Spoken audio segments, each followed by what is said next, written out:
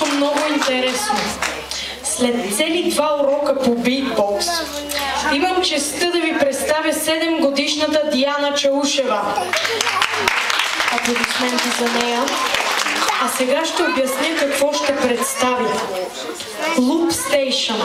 За тези от вас, които не знаят какво представлява, това е машина, която чува звук и го повтаря. Сега ще демонстрирам как става това нещо.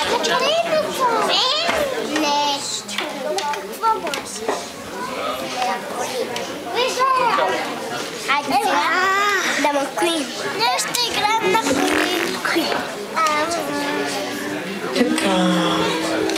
Например, казваме Excess Artist, Excess Artist, Excess Artist, Excess Artist, Excess Artist, Excess Artist.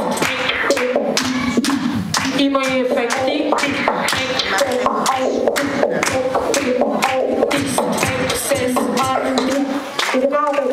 Мога да говоря и като мъж. Ето.